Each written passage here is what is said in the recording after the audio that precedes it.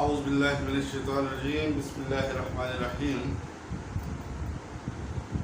मैं हूँ मुराद खान, आप देख रहे हैं मेरे यूट्यूब चैनल मुराद खान बेसिक केमिस्ट्री। आज का टॉपिक हमारे पास है defect in Rutherford atomic model. Rutherford के एटॉमिक मॉडल के defect. Aldous the main postulate or model of Rutherford is unchallenged for a long time. 1911 में इसने अपने मॉडल पेश किया और बहुत लंबे अरसे तक इसके पॉइंट को किसी ने चैलेंज नहीं किया। लेटर ऑन कुछ डिफेक्ट इसमें नोट्स किए गए, जिसको बाद में मैक्सवेल थ्योरी की मदद से वो अपने हटाया और अपना मॉडल पेश किया। जाते हैं इसके मॉडल की तरफ। रदरफोर्ड ने ये कहा था कि एटम के सेंटर में सख्त पोर्शन है जिसको उसने न्यूक्लियस का नाम दिया, और इलेक्ट्रॉन जो है बाहर घूम रहे हैं, न्यूक्लियस के बाहर है। अब इलेक्ट्रॉन न्यूक्लियस के बाहर घूम रहे हैं, but where it is moving. आज के मॉडल में आप पढ़ते हैं कि इलेक्ट्रॉन बाहर ऑर्बिट के अंदर मूव कर रहे हैं, जबकि रदरफोर्ड के मॉडल में ये कंसेप्ट नहीं था कि इलेक्ट्रॉन बाहर ऑर्बिट के अंदर मूव कर रहे हैं। उसने जस्ट ये बताया था कि इलेक्ट्रॉन बाहर घूम रहे हैं। यानी कि ये जो मॉडल हम पढ़ते हैं, this is nucleus, this is first orbit, this is second orbit, this is third orbit and so on. Electron in orbit के अंदर घूम रहा है, इसके बारे में हमें रदरफोर्ड ने नहीं बताया। Second one is electron is charged bodies revolving around the nucleus should emit energy continuously and may collapse. Fine.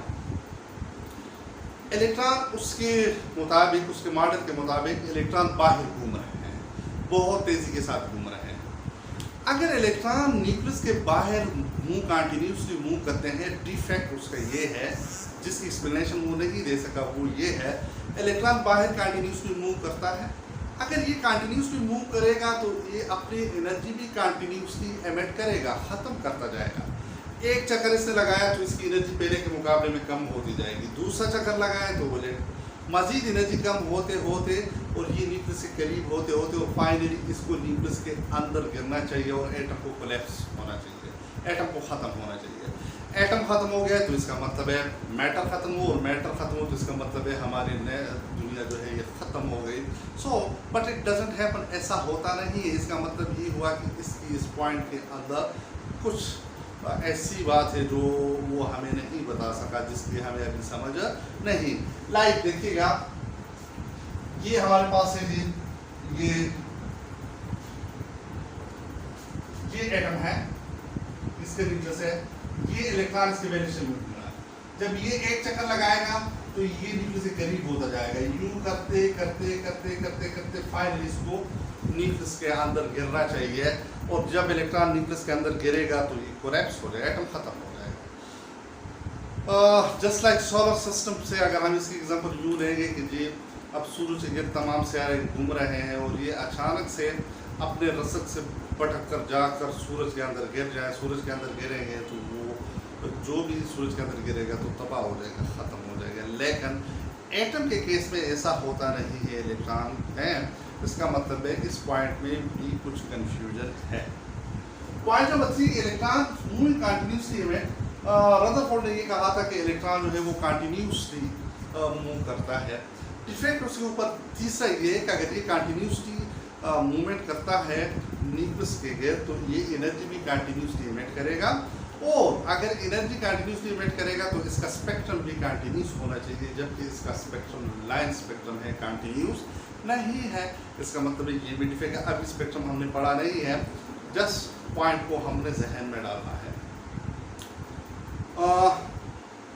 इसके रदरफोर्ड के मॉडल के मुताबिक इलेक्ट्रॉन कंटिन्यूसली मूव कर रहा है। अगर ये कंटिन्यूसली मूव करता है तो इसको कंटिन्यूसली एनर्जी एमिट होनी चाहिए इसकी। अगर कंटिन्यूसली एनर्जी एमिट करेगा ये तो पहला दूसरा जो बड़ा ड्रॉबैक्स है तो इसको फाइनली न्यूक्लियस के अंदर गिरना चाहिए, बट इट डजंट हैपन, ऐसा होता नहीं। दूसरा तीसरा जो ड्रॉबैक्स है वो ये है कि अगर ये कंटिन्यूसली मूव करता है, कंटिन्यूसली एनर्जी एमिट करता है, तो इसका स्पेक्ट्रम भी कंटिन्यूस होना चाहिए, जबकि इसका स्पेक्ट्रम कंटिन्यूस नहीं है, बल्कि इसका स्पेक्ट्रम जो है वो लाइन स्पेक्ट्रम है। पॉइंट नंबर 4 है जो हमारे पास रदरफोर्ड का मॉडल है, इससे हमारे पास एटम की स्टेबिलिटी के लिए या इसकी केमिकल रिएक्शन की बात कर लें, इससे हमें केमिकल रिएक्शन के बारे में कोई इंफॉर्मेशन भी नहीं मिलती इसके मॉडल से। जबकि एटम की जो बुनियादी करैक्टर है उसमें से एक इसका केमिकल रिएक्शन भी है, जबकि रदरफोर्ड के मॉडल से इससे हमें कोई आइडिया भी नहीं हो रहा। जो फाइनल ड्रॉबैक है वो ये है कि according it is based on the law of motion, law of gravitation. ये जो मॉडल है ये लॉ ऑफ मोशन को भी फॉलो कर रहा है, ग्रेविटेशन को भी फॉलो कर रहा है, लेकिन एक्चुअली ये जो लॉ ऑफ मोशन है, लॉ ऑफ ग्रेविटेशन है, ये जो है ये तो न्यूट्रल बॉडी के ऊपर एप्लीकेबल है। जबकि यहाँ पे तो हम पॉजिटिव की तरफ चले गए हैं कि जो सेंट्रल पोर्शन है वो पॉजिटिव है, डेफिनेटली इसमें पॉजिटिव पार्टिकल होगा, और आउटर जो पोर्शन है उसमें इलेक्ट्रॉन है और इलेक्ट्रॉन नेगेटिव पार्टिकल है।